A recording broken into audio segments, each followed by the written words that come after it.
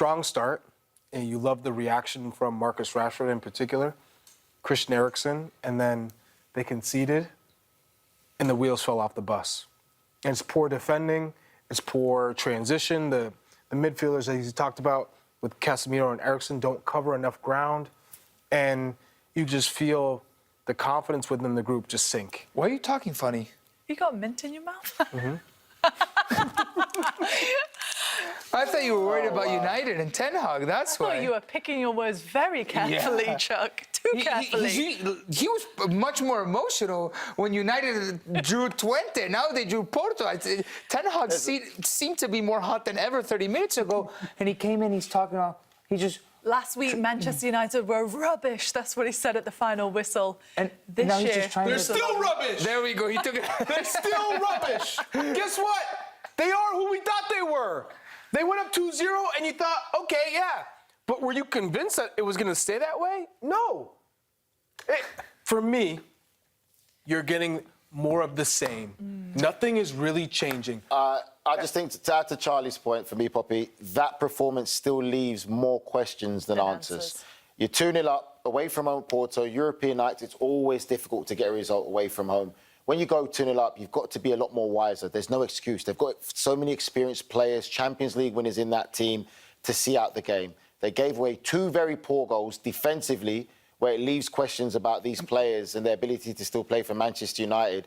But you give them credit to be able to come back and still get a draw. But still, there's so many questions. These characteristics are very worrying. And there have been signs pointing at this, because the moment they concede, and in such a small moment, they're fragile.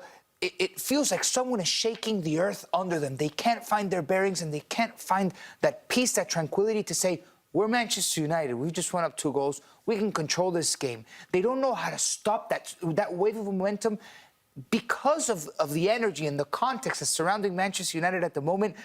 A small wave of momentum suddenly becomes a tsunami, and they have no response to it. But you do got to give them credit that at least they got the draw. At least they got the draw. But for me, at the end of the day, there's a responsibility that comes when you play for Manchester United. This is what comes with playing for this club. You have to deal with it. Yes, you're going to be scrutinised. You're going to be criticised. This is what comes for it. Nigel, you're representing... If you were a Manchester United fan, in some ways, would you have just, you don't want to say hope that you would have lost, but would it have made the decision easier had it been another loss tonight? Because in some ways now it feels like, OK, well, we're kind of back to square one where we're lingering on the edge. I don't think all Manchester United fans are naive to what they're seeing. Clearly they can see again, and they don't have no identity, no style of play, there's no principle. Players are going there. For me, the one shining light is Marcus Rashford looks like he's getting back to his best. He was sensational for 45 minutes. But we don't know what the situation was. And then Garnacho came on, and Garnacho played well as well. And Very for me, strange that one player who doesn't get the credit, but if it wasn't for him, it could have been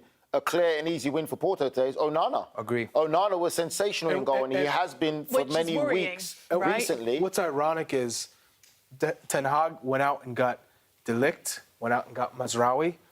Poor defensively, went out to get Lisandro Martinez. Poor defensively. And Harry Maguire is the one that comes in to save the point, which is crazy to me, because you can see that defensively, they're still not good enough. And are they lacking a leader? Because that's the other thing. They're still relying on Harry Maguire to be that leader on the pitch, because without him, who are they really looking at? There is no leaders in this Manchester United side if you look at it. It's difficult. I mean, I'm not against goalkeepers becoming captain. I think Onana could be someone that's actually very good, strong character. He's playing well and putting out great saves. But for Manchester United, you need your leader to be in that middle of that pitch. Bruno Fernandes is a very talented player. I like him a lot. But I just don't see him as a captain leader. In my opinion, I don't think he's the right player to lead or captain Manchester United. And that's not taking away anything away from the talent, the player that he is. But it's just, for me, there's a different kind of playing characteristics you need to captain that club. Players have to take responsibility. These players are experienced players. They're not young. They're not under 18, 17s where they're still learning the game. You're talking about Champions League winners in that team, Casemiro, World Cup players. Who signed him? Who signed him? I know Erik Ten Hag did, yes, he did, but still the players have a responsibility of their own pride to take responsibility to say, all right, we should not be conceding, we can't concede. But that goes to show the lack of cohesion and togetherness that we still see in Manchester United. Yes, they got a draw today. It's Porto, but it's still paving over the cracks. And this Maguire's goal reminds me of last season, and it was when McTominay was coming out with these vital, crucial goals, which were paving over the cracks throughout the season What last about year. at half-time then? You know, obviously we don't know the full extent to why Marcus Rashford was taken off, but if he was taken off performance-based, Charlie, how do you read that? A concern. You got to get rid of him, Ten Hag. It's that simple. We got to be careful though, because we don't know what happened with Marcus Rashford. If it was tactical, I find it hard to believe that they took him off. If it was tactically. If it was. If it's tactical, it's not an injury. Your most decisive player in that first half, you're taking him off? It's unexplainable. It's unexplainable if it was for a tactical reason. I would love, if there's post-game sound, I would love to hear what's his explanation. My mind would be blown if he said, tactical decision. Because he's been, between him and Garnacho, he's not given either of the two rhythm to become that player that's able to put the team on the back. Right when he's starting scoring, he'd take him off. Nico, same for Garnacho. Even though he's brought all the players and they've backed him as a club to give him the players that he wants, this is really his team. There is no excuses. I still don't look at him to say he knows what his best 11 is. Most of his signings are going backwards. Who has improved? Onana. Onana's the only one, I agree to that. The only one. Onana's the only Lisandro one. Martinez was an anomaly to that rule. He's improved from where he was at Inter? Yeah. You saying he's improved From the bad that? start he had at A Manchester United Champions and the League press finalist negative. goalkeeper who was phenomenal in Serie. You're telling me he's Yes, improved at Manchester Charlie, United? For his time at Manchester United and some of the mistakes he's made early in his because career. he started down he's here with his improved. confidence, but he hasn't improved as a player since he came from Inter. Fair point. You can't tell me that. From his performance at Manchester United, I would say he has improved. I think you got to give it It's a a plus. different. He's a good goalkeeper. It's a turn in the page now for me.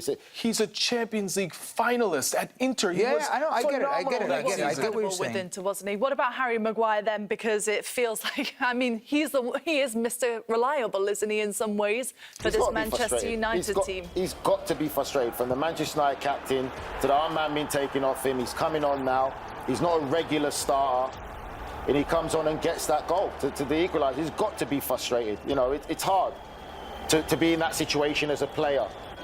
An absolute complete mismatch for me by Porto. I really don't understand how you can put, I'm not too sure who the Porto player is, on Harry Maguire, but from the size and the physicality aspect, you can't do that. And it's what we talk about when you look at team selections and certain players, you can say now in the modern game, how the balance works in the positions and the players that you're picking to the physicality aspect of who they might be coming up against and athleticism. You boys said that you think Erik Ten Hag's future hinges on this game and the Aston Villa game. Did this game do Erik Ten Hag any favours? It definitely didn't help him. It's strange because the performance wasn't great.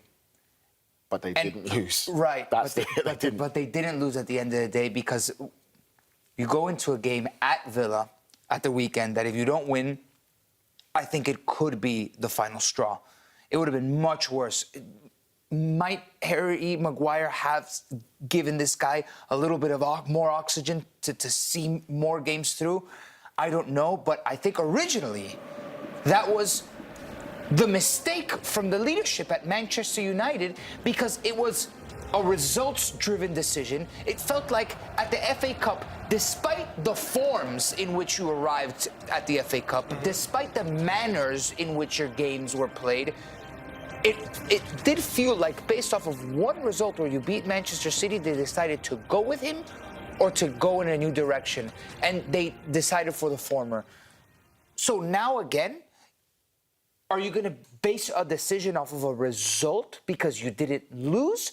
But if you look at the game, it's a team that was borderline capitulation, dropping those points, But going Nico, up to 0 does that make you think that it's more so not the decision now about Erik Ten Hag, it's the decision of do we have anybody in this moment that's ready to come There in are that managers we believe available, is and if you best? don't get the result against Aston Villa, you have an international break, and Dan Ashworth and the leadership at Manchester United, if they really seriously consider it, they have a nice, 10 days to properly look into it. Let's not forget, this is a club that interviewed a number of potential candidates and then decided, you know what, maybe no one was convincing enough.